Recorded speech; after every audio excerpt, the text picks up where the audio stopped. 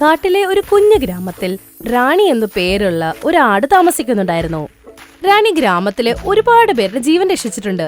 അതുകൊണ്ട് തന്നെ അവളെ എല്ലാവർക്കും ഇഷ്ടമായിരുന്നു. ഒരു ദിവസം റാണിക്ക് വയ്യാണ്ടായി. അതേന്നേ, നമ്മുടെ റാണിക്ക് വയ്യാണ്ടായിരിക്കുകയാണ്. നിങ്ങൾ അവളെയും കൊണ്ടൊന്ന് ആശുപത്രി പോക്. ശരി, ഞാൻ ഇപ്പൊ തന്നെ ഹോസ്പിറ്റലിലേക്ക് പോയിട്ട് വരാം. വേണ്ട യജമാനനെ, എനിക്ക് കുഴപ്പമൊന്നുമില്ല. നാളെ ഞാൻ സ്വന്തമായിട്ട് ഡോക്ടറെ കാണാൻ പോയിക്കൊള്ളാം. പക്ഷെ റാണി, നിനക്ക് ഒട്ടും വയ്യാണ്ടിരിക്കല്ലേ? എന്നെ ധീരതയുള്ള ആടായിട്ടല്ലേ നിങ്ങൾ കാണുന്നേ? നാളെ ഞാൻ ഒറ്റക്ക് പോയി കണ്ടോളാം ഡോക്ടറെ. അങ്ങനെ അടുത്ത ദിവസം രാവിലെ വയ്യാണ്ടിരിക്കുന്ന ആട് ഡോക്ടറിനെ കാണാൻ ഒറ്റയ്ക്ക് പോകും. കൂട്ടരെ, മിണ്ടരുത്. ഇന്ന് നമ്മൾ ആ ആടിനെ വേട്ടയാടുന്നതാണ്. കാലു കശാപ്പുകാരുടെ ആൾക്കാർ ഒളിഞ്ഞിരിക്കും. ആട് അവരുടെ മുമ്പിലേക്ക് വരുമ്പോഴേക്കും മൂന്നുപേരും കൂടെ ആടിനെ അങ്ങ് തടയും. കൂട്ടരെ, പിടിക്കതിനെ. എന്നെ എന്തിനാ പിടിച്ചു നിർത്തുന്നേ? ഞാൻ നിങ്ങൾക്ക് എന്ത് ദ്രോഹമാണ് ചെയ്തത്? നീ വളരെ ധൈര്യമുള്ള ആടായി മാറിയല്ലേ. ഇപ്പൊ നീ ഞങ്ങളുടെ മുമ്പിൽ നിന്റെ ധൈര്യം ഒന്ന് കാണിക്കേ. ധൈര്യശാലി ഒന്നും മിണ്ടുന്നില്ലെങ്കിൽ ദേ ഈ നിൽക്കുന്ന കാല് നിന്നെ ചെറിയ ചെറിയ കഷ്ണങ്ങളാക്കി മട്ടൻ മസാലയും മട്ടൻ ബിരിയാണിയും മട്ടൻ കുറുമയൊക്കെ ഉണ്ടാക്കാൻ വേണ്ടി വിറ്റ് കളയും. തൊടരുത്. ഈ ഗ്രാമത്തിലെ എല്ലാവർക്കും എന്നോട് എന്ത് സ്നേഹമാണെന്ന് നിങ്ങൾക്കറിയാമോ? നിങ്ങളാണ് എന്നെ കൊല്ലാൻ നോക്കുന്നതെന്ന് അവരെങ്ങനെ അറിഞ്ഞാൽ വെറുതെ വിടില്ല ഒരുത്തനെ. വിധിയാടെ, ഞാൻ നിന്നെ കൊല്ലുന്നത് ഈ ഗ്രാമവാസികളെ എങ്ങനെ അറിയാനാ? ചുറ്റുമൊന്ന് നോക്ക്. ഇവിടെ ഗ്രാമത്തിലുള്ള ഒരുത്തം പോലും ഇല്ല. ഇവിടെ ഞങ്ങൾ മാത്രമേ ഉള്ളൂ. ഇന്ന് നിന്റെ പണി തീർന്നു മോളെ. നിങ്ങൾക്ക് എന്നെ ഒരിക്കലും കൊല്ലാൻ സാധിക്കില്ല. എന്നെ കൊല്ലുന്നതൊക്കെ അവിടെ നിൽക്കട്ടെ. എന്റെ രോമത്തെ പോലും നീ ഒന്നും തൊടില്ല. എന്താ പറഞ്ഞത്? കൂട്ടരെ, പിടിക്കതിനെ. അവര് മൂന്നുപേരും അവളെ പിടിക്കാൻ പോകുമ്പോ ആടപ്പോഴേക്ക് അവിടെ നിന്ന് ഓടി. വായോ വായോ, എന്നെ നിങ്ങളൊക്കെ ഒന്ന് ഓടിച്ച് പിടിച്ച് കാണിച്ച. അവര് ഓടിയിട്ടും അവർക്ക് അവളെ പിടിക്കാനേ പറ്റിയില്ല. അതുകൊണ്ട് ദേഷ്യത്തോടെ മൂന്നുപേരും പിന്നെ ഓടാൻ തുടങ്ങി. ഓടുന്ന വഴി അവരൊരു കുഴിയിൽ അങ്ങ് വീഴും. അവര് മൂന്നുപേരും കുഴിയിൽ വീണ് കിടക്കണത് കണ്ട് ആട് പൊട്ടി പൊട്ടി ചിരിക്കും. കശാപ്പുകാരാ, കുഴിയിൽ വീണിട്ടിപ്പോ എങ്ങനെയുണ്ട്? എന്നെ കളിയാക്കുന്നോ? പിന്നോട്ടൊന്ന് നോക്ക്, നിന്റെ കഥ തീർന്നു. ആടൊന്ന് തിരിഞ്ഞു നോക്കുമ്പോ തന്നെ കശാപ്പുകാരന്റെ ബാക്കി ആൾക്കാരും അവിടെ നിൽപ്പുണ്ടായിരുന്നു. അയ്യോ, പിന്നെ ആൾക്കാരോ? തക്രീത് വരെ ഞാനൊന്ന് ജീവിച്ചോട്ടെ. അങ്ങനെ പറഞ്ഞ് ആട് ഒരു പ്രാവശ്യം കൂടെ അവിടെ നിന്ന് ജീവനും കൊണ്ടോടി. എടാ പൊട്ടന്മാരെ, ആ ആട് ഓടിപ്പോകുന്നത് കണ്ടില്ലേ? പിടിക്കതിന്. അതിന്റെ പിന്നാലെ പോ. ആ ആട് ഗ്രാമത്തിലെത്തിക്കഴിഞ്ഞാ നമ്മളെക്കുറിച്ച് എല്ലാവരോടും പറഞ്ഞു കൊടുക്കും. നമ്മുടെ ജീവൻ രക്ഷിക്കണമെങ്കിൽ ആ ആടിന്റെ പിന്നാലെ ഓട്. കാലു കശാപ്പുകാരുടെ ആൾക്കാര് വീണ്ടും ആടിനെ തപ്പി അങ്ങ് ഓടി.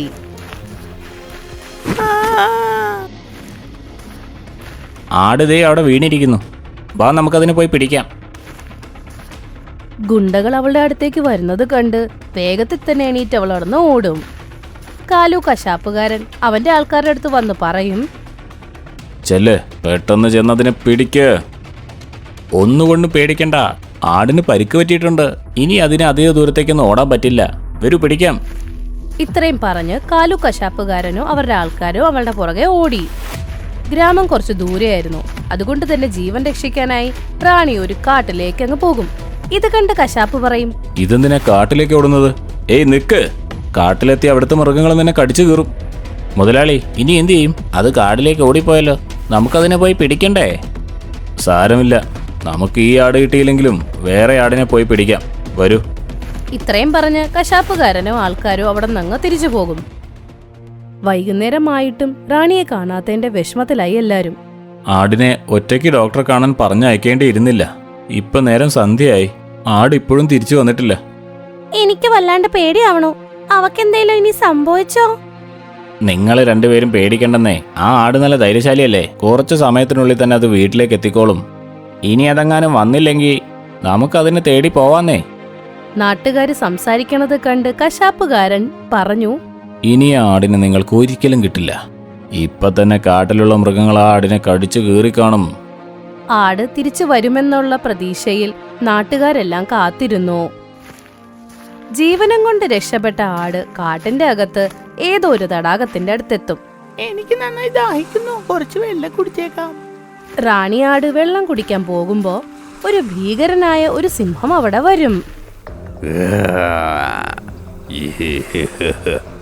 സിംഹത്തിനെ കണ്ട ഒരു നിമിഷം ആടൊന്ന് പേടിക്കും. പരിക്കേറ്റ ആടിനെ കാണുമ്പോ സിംഹം പറയും, നീ ഈ കാട്ടിലെ ആടല്ലെന്ന് തോന്നുന്നു. സത്യം പറയണം, നീ ആരാ? എന്തിനിവിടെ വന്നു? എന്റെ പേര് റാണിയാടെന്നാണ്. എന്റെ നാട്ടുകാർക്കൊക്കെ എന്നെ ഭയങ്കര ഇഷ്ടമാണ്. പിന്നെ എന്തിനിവിടെ വന്നു? കശാപ്പുകാരുടെ അടുത്തുനിന്ന് രക്ഷപ്പെട്ട് കാട്ടിലേക്ക് അറിയാതെ കയറി വന്നതാ. ഇവിടെ വന്നപ്പോ നിങ്ങളെ കണ്ടു. ഇനി എന്റെ കാര്യം എന്താകുമോ? പേടിക്കണ്ട, ഇവിടെ മനുഷ്യരാരുമില്ല. അതുകൊണ്ട് നീ സുരക്ഷിതയാണ്. എന്ന് പറഞ്ഞാ നിങ്ങളെന്നെ കൊല്ലുന്നില്ല എന്നാണോ? ഇല്ല, ഞാൻ ഇവിടുത്തെ രാജാവാണ്. നീ നാട്ടിലെ റാണിയും. അതുകൊണ്ട് എനിക്കെങ്ങനെ നിന്നെ കൊല്ലാൻ കഴിയും? നന്ദിയുണ്ട് രാജാവേ. എനിക്ക് പരിക്കുണ്ട്, നല്ല ക്ഷീണവും ഉണ്ട്. ഇവിടെ ഒന്ന് വിശ്രമിക്കാനായിട്ട് ഇടം കിട്ടുമോ രാജാവേ? പിന്നെ തീർച്ചയായും, ഞാൻ ഈ കാട്ടിലെ രാജാവാണ്. അതുപോലെ നീ നാട്ടിലെ റാണിയുമാണ്. അങ്ങനെയാണെങ്കിൽ നീ എൻ്റെ അതിഥിയല്ലേ? അതുകൊണ്ട് നിനക്ക് എത്ര നേരം വേണമെങ്കിലും എൻ്റെ ഗുഹയിൽ വിശ്രമിക്കാം. ആടിനെ അങ്ങനെ സിംഹം ഗുഹയിലോട്ട് കൊണ്ടുപോകും. കുറച്ചു നേരം വിശ്രമിക്കും. രാത്രിയാകുമ്പോ സിംഹം അവളോട് ചോദിക്കും, ആടെ, എന്നോട് പറയേ, നിന്നെ ഈ പരിക്കേൽപ്പിച്ചത് ആരാണ്? ഞാൻ അവനെ വെറുതെ വിടില്ല. ആ കശാപ്പുകാരൻ ചേട്ടാ, അവൻ എന്നെ ജീവനോട് കൊല്ലണമെന്ന് പറയണേ. നീ എന്നെ സഹോദരനെന്ന് വിളിച്ചോ? അതെ, ഈ ലോകത്തിന്റെ ജീവൻ രക്ഷിക്കാൻ വേറെ ആരും ഇല്ല. ഇന്നു മുതൽ ഞാൻ നിന്റെ രക്ഷകനായിരിക്കും. രാജാവ് പ്രജകളെ ഒരുപാട് കാര്യങ്ങൾ പഠിപ്പിക്കും. ഞാൻ അതുപോലെ നിന്നെയും പഠിപ്പിക്കാം. നിന്റെ ഹൃദയം ഒരാടിൻ്റെതായിരിക്കാം, പക്ഷെ നാളെ അതൊരു സിംഹത്തിന്റെ ആയിരിക്കും. അടുത്ത ദിവസം തൊട്ട് സിംഹം ആടിന് സിംഹത്തിന്റെ ട്രെയിനിങ് ഒക്കെ കൊടുക്കും. കുറച്ചു ദിവസം കൊണ്ട് തന്നെ റാണി ആട് സിംഹത്തെ പോലെ ആകും. ചേട്ടാ, ഞാൻ തയ്യാറായിരിക്കുന്നു. ഇനി ഞാൻ എന്റെ ഗ്രാമത്തിലോട്ട് പോയിക്കോട്ടെ? അതെ, വരൂ, ഞാൻ നിന്നെ ഗ്രാമത്തിലേക്ക് കൊണ്ടുവിടാം. ഇല്ല ചേട്ടാ, നിങ്ങളുടെ ട്രെയിനിങ് കൊണ്ട് ഞാൻ ധീരതയുള്ള ആടായി മാറി. 5-10 കശാപ്പുകാരൊക്കെ വന്നാലും ഞാൻ ഒറ്റയടിക്ക് തീർക്കും. ആടിന്റെ ധൈര്യം കണ്ട് സിംഹരാജാവിന് സന്തോഷമാകും. ശരി സഹോദരി, പക്ഷേ ഈ സഹോദരനെ ആവശ്യമുള്ളപ്പോഴെല്ലാം ഒന്ന് ശബ്ദമുണ്ടാക്കിയാൽ മാത്രം മതി. നിന്റെ സഹോദരൻ നിന്റെ തൊട്ടടുത്തുണ്ടാവും. ശരി ചേട്ടാ. സിംഹരാജാവിനോട് നന്ദി പറഞ്ഞ് റാണി ആട് അവിടെ നിന്ന് പുറപ്പെടും. ഗ്രാമമുഖ്യ, ആടിനെ കാണാതായിട്ട് ഒരുപാട് ദിവസമായി. എനിക്കാണെങ്കിൽ നല്ല പേടിയുണ്ട്. അതെ, നമുക്കെന്തായാലും അതിനെ അന്വേഷിച്ച് പോവാം. കൃത്യസമയത്തിന് ആടവിടെ വരും. ഗ്രാമമുഖ്യ, ദേ കണ്ടില്ലേ, റാണിയാടിനെ തിരിച്ചെത്തിയിരിക്കുന്നു.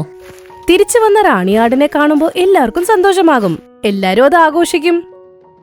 അപ്പുറത്ത് കാലു കശാപ്പുകാരൻ ആട് തിരിച്ചു വന്നെന്നറിഞ്ഞപ്പോൾ ആലോചിക്കും, ഇനി ആ ആടിനെ കശാപ്പ് ചെയ്യാതെ ഞാനിനി വിശ്രമിക്കില്ല.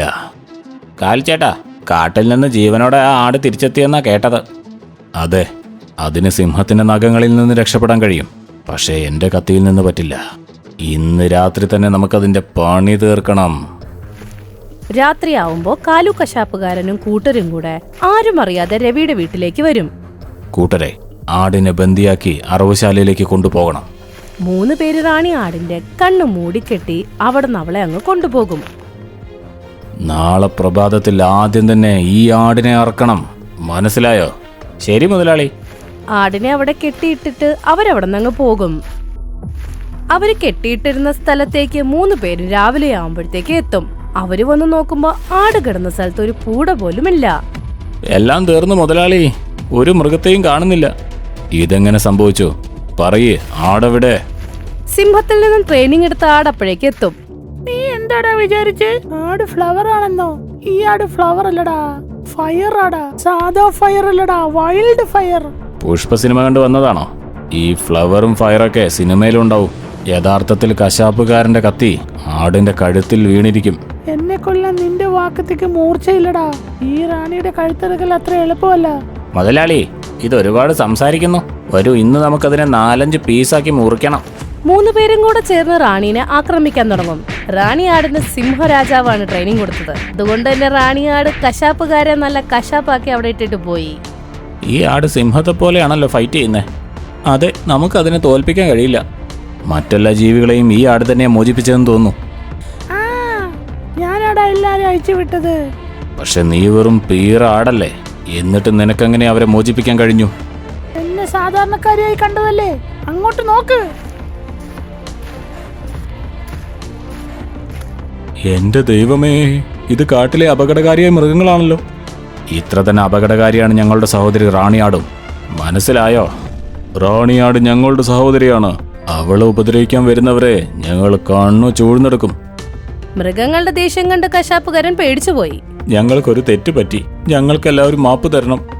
മാപ്പ് പറയണമെങ്കിൽ ഞങ്ങളുടെ സഹോദരിയോട് പറയേ, അല്ലെങ്കിൽ ഇന്ന് തന്നെ നിങ്ങളെയൊക്കെ ഞങ്ങൾ കടിച്ചു കീറി തിന്നും. എനിക്ക് മാപ്പ് തരണം ആടെ. ആടെന്നല്ല, ആട് സഹോദരി എന്ന് വിളിക്കുക കശാപ്പുകാരാ. ഞങ്ങളോട് ക്ഷമിക്കണം ആട് സഹോദരി. അവിടേക്ക് തലവൻ ഉൾപ്പെടെ ഗ്രാമത്തിലെല്ലാവരും വരും. നാടുവാഴി, ഈ കശാപ്പുകാരാണ് ഈ നാട്ടിലെ മൃഗങ്ങളെല്ലാം കൊല്ലുന്നത്. അതേ ഗ്രാമമുഖ്യ, ഇന്നലെ രാത്രി ഞങ്ങളുടെ ജീവൻ രക്ഷിച്ചില്ലായിരുന്നെങ്കിൽ ഈ കശാപ്പുകാരൻ ഞങ്ങളെ കൊന്നേനെ. ആടേ, നീ ധൈര്യശാലിയായ ആടായതുകൊണ്ട് നിന്റെ മാത്രമല്ല മറ്റുള്ള ജീവികളുടെയും ജീവൻ രക്ഷിച്ചു. ഞങ്ങൾ നിന്നിൽ അഭിമാനിക്കുന്നു.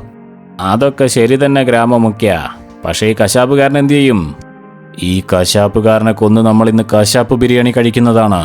ഇല്ല ചേട്ടാ, നമ്മള് കശാപ്പുകാരെ പോലെ ആയിക്കഴിഞ്ഞാ അവരും നമ്മളും തമ്മിൽ എന്താണ് വ്യത്യാസം ഉള്ളത്? പിന്നെ അവരെ വിട്ടേക്ക്. ആടങ്ങനെ പറഞ്ഞതുകൊണ്ട് സിംഹരാജാവ് അവരെ വെറുതെ വിട്ടു. തലവൻ ആ കശാപ്പുകാരെ ആ ഗ്രാമത്തിൽ നിന്ന് തന്നെ പറഞ്ഞു വിട്ടു. ആ ദിവസത്തിനു ശേഷം ഗ്രാമത്തിലെ ഒരു മൃഗവും കൊല്ലപ്പെട്ടിട്ടില്ല.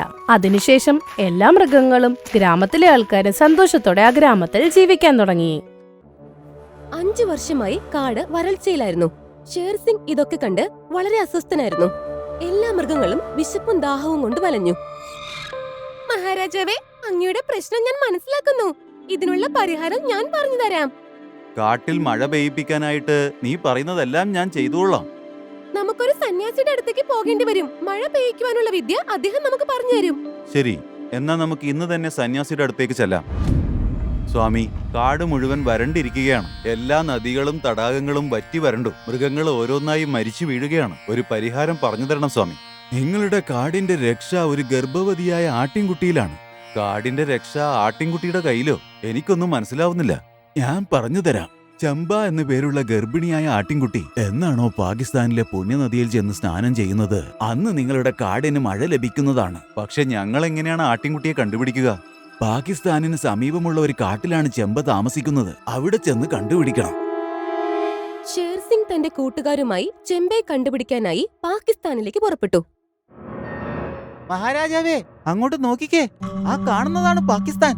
ആ, നദിയുടെ അപ്പുറത്ത് കാണുന്നതാണ് പാകിസ്ഥാൻ. സ്വാമി പറഞ്ഞത് പാകിസ്ഥാന് തൊട്ടടുത്തുള്ള കാട്ടിലാണ് ചെമ്പയെന്നല്ലേ? ഇതിനർത്ഥം ചെമ്പ ഇതിനകത്ത് ഉണ്ടാവുന്നല്ലേ? അതെ, നമുക്ക് പോയി കണ്ടുപിടിക്കാം. എല്ലാവരും ചേർന്ന് ചെമ്പയെ അന്വേഷിക്കുന്നു. അവരുടെ മുൻപിലേക്ക് ചെമ്പൈ വന്നുപെടുന്നു. നിന്റെ പേര് ചെമ്പയെന്നാണോ? അതെ, പക്ഷെ നിങ്ങളൊക്കെ ആരാ? എന്റെ പേര് ഷേർസിംഗ് എന്നാണ്. ഞാൻ ഗീറിലെ വനത്തിൽ നിന്ന് നിന്നെ തേടി വന്നതാണ്. ഞങ്ങളുടെ കാട്ടിലാകെ വരൾച്ചയാണ്. സ്വാമി പറഞ്ഞത് കാട്ടിൽ മഴ പെയ്യിക്കാൻ നിന്നെക്കൊണ്ട് പറ്റുമെന്നാണ്. എന്റെ ഭർത്താവ് കൂടെ ഉണ്ടായിരുന്നെങ്കിൽ ഉറപ്പായി ഞാൻ നിന്നെ സഹായിച്ചേനെ. ഇതിനർത്ഥം നിനക്ക് ഞങ്ങളെ സഹായിക്കാൻ പറ്റില്ലെന്നാണോ? പിന്നെ നിന്റെ ഭർത്താവ് എവിടെയാണ്? എന്റെ ഭർത്താവ് നല്ലൊരു മാന്ത്രികനായിരുന്നു. അദ്ദേഹം ശക്തിശാലിയുമായിരുന്നു.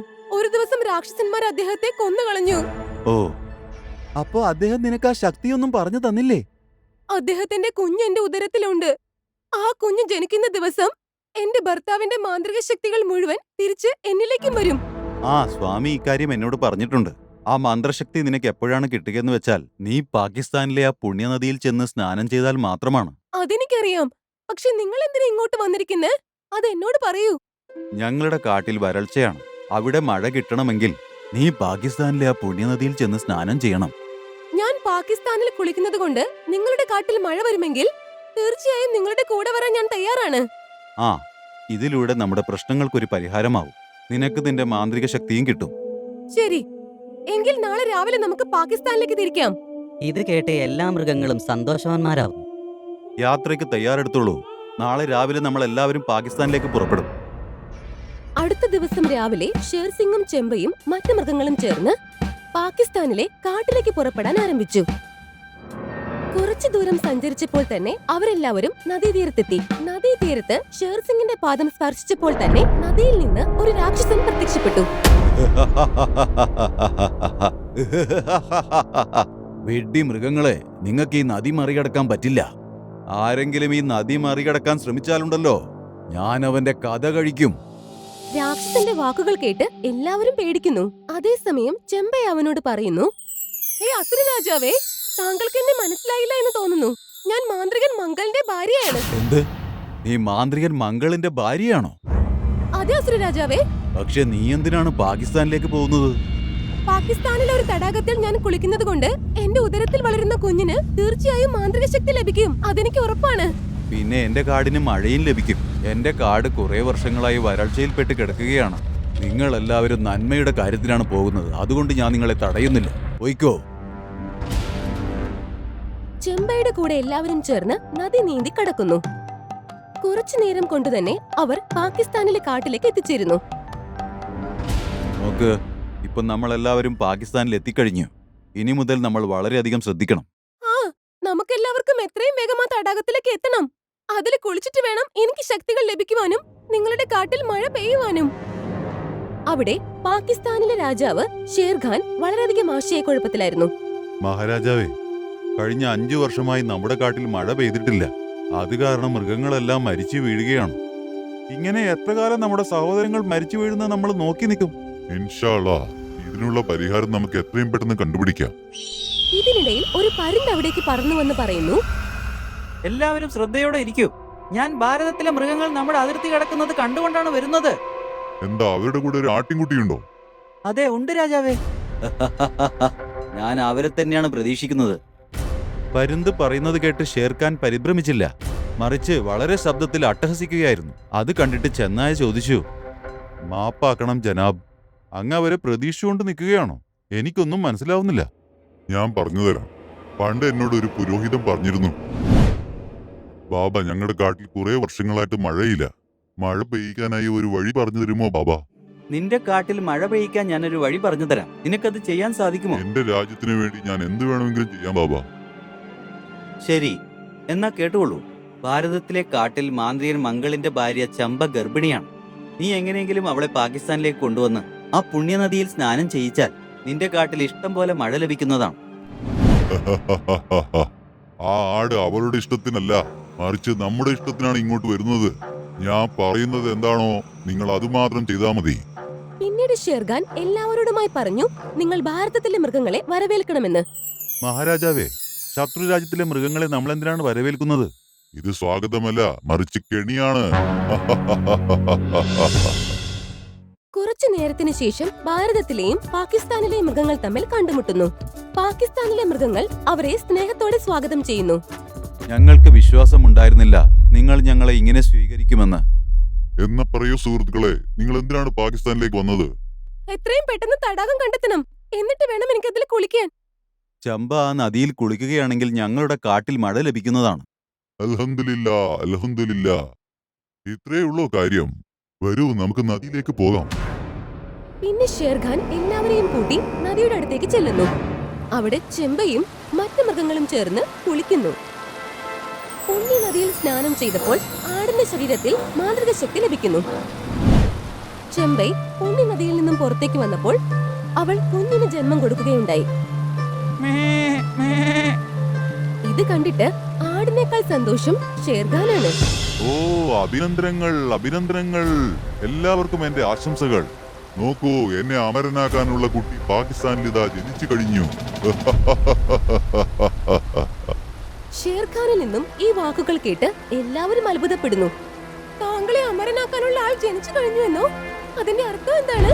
എന്നോടൊരു മുസ്ലിം പുരോഹിതൻ പറഞ്ഞിരുന്നു, ഭാരതത്തിലെ ചമ്പ എന്ന ആട്ടിൻകുട്ടി പ്രസവിക്കുന്ന കുഞ്ഞ് ഞാൻ ഭക്ഷിക്കുകയാണെങ്കിൽ ഞാൻ അമരനായി തീരുമെന്ന്.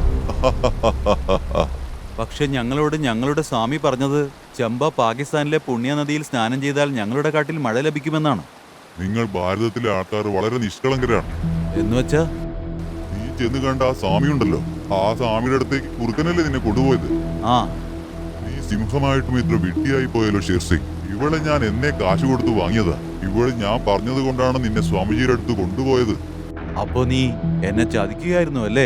മാപ്പ് തന്നാലും സിംഹരാജാവേ, പക്ഷെ ഷേർഖാൻ ഈ കാട്ടിലെ അമരനായാൽ ഉടൻ തന്നെ എന്നെ ഇവിടുത്തെ മന്ത്രിയാക്കാമെന്ന് എനിക്ക് വാക്ക് തന്നിട്ടുണ്ട്.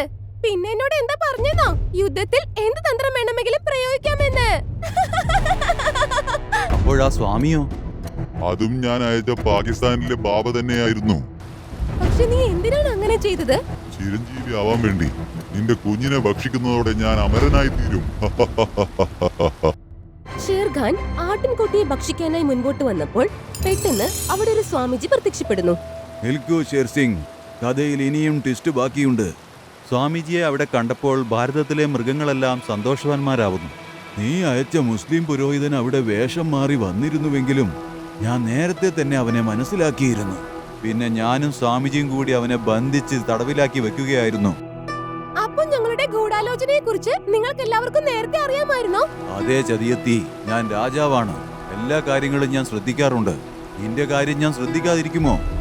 പിന്നെ സ്വാമിജി ഷേർഖാനോട് രഹസ്യങ്ങളെല്ലാം തുറന്നു പറഞ്ഞു.